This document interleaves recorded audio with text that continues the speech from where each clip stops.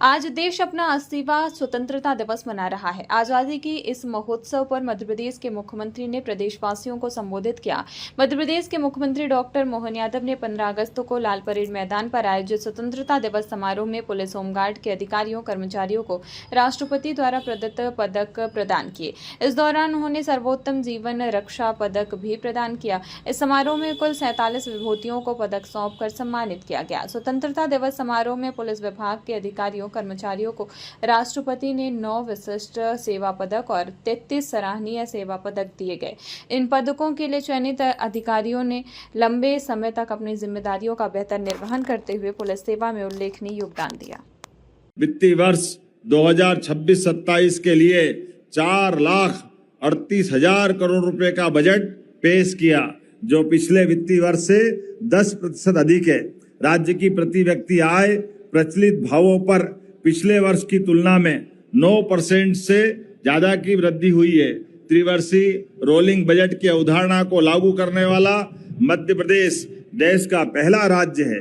प्रधानमंत्री जी ने ज्ञान यानी गरीब, युवा, नारी और किसान का जो मंत्र दिया था, उसमें इंडस्ट्री और इंफ्रास्ट्रक्चर को जोड़कर हमने ज्ञानी के रूप में उसका विस्तार दिया है। किसानों के खेत सरकार के लिए देव स्थल है और खेत से उपजा एक एक दाना प्रसाद के समान है। वर्ष 2026 को हम किसान कल्याण वर्ष के रूप में मना रहे हैं। सभी जिलों में बलराम कृषि महोत्सव आयोजित कर किसानों की मेहनत और समर्पण को सम्मानित किया जा रहा है। प्रदेश के इतिहास में पहली बार शासकीय योजनाओं के लिए कृषि भूमि का भू अर्जन करने पर किसानों को 4 गुना मुआवजा देने का किसान हितैषी निर्णय हमारी सरकार द्वारा लागू किया गया है। हमारी सरकार ने किसानों को आर्थिक सुरक्षा देने के उद्देश्य से नई कवच योजना शुरू की। ऐसी समितियां जिनकी जांच लंबित है, परंतु उनके किसान भाइयों का उसमें कोई दोष नहीं,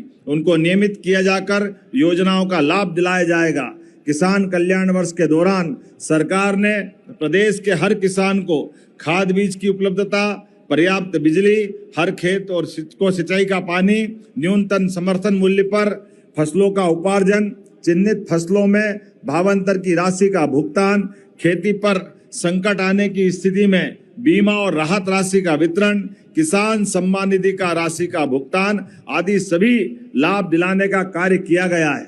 हमारी सरकार ने विगत 2.5 वर्ष में विभिन्न योजनाओं के माध्यम से किसानों को खातों में 3 लाख करोड़ से अधिक की राशि का अंतरण किया है। भारत जमीन का टुकड़ा नहीं है, जीता जागता राष्ट्र पुरुष है।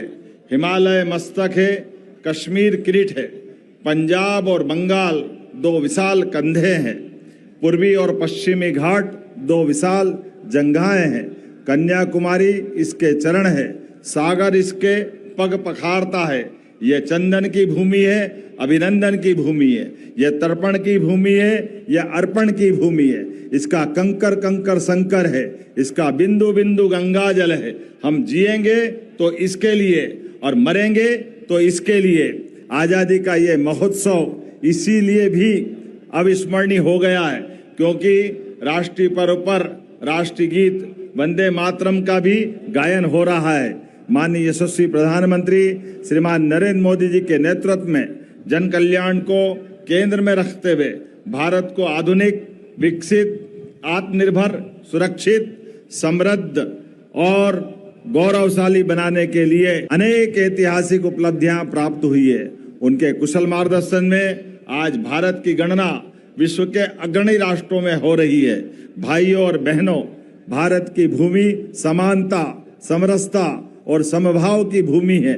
भगवान श्री राम से लेकर भगवान श्री कृष्ण तक और संतों से लेकर महापुरुषों तक सभी ने समानता का संदेश दिया है। भारतीय संविधान की इसी मूल भावना के अनुरूप ऐतिहासिक कदम उठाते हुए मध्य प्रदेश में समान नागरिक संहिता का कानून लागू कर रहे हैं। हमने एक देश, एक विधान, एक प्रधान, एक निशान के विचार को धरातल पर उतारकर सबके लिए एक जैसा कानून लागू कर रहे हैं। समान नागरिक संहिता एक और भेदभावपूर्ण व्यवहार को समाप्त कर समरसता का संचार करेगी।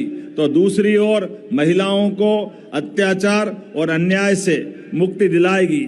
समरसता के संत गुरु रविदास जी महाराज की 650वीं जयंती का उत्सव भी हम 18 अगस्त 2026 से प्रदेश में मनाने जा रहे हैं।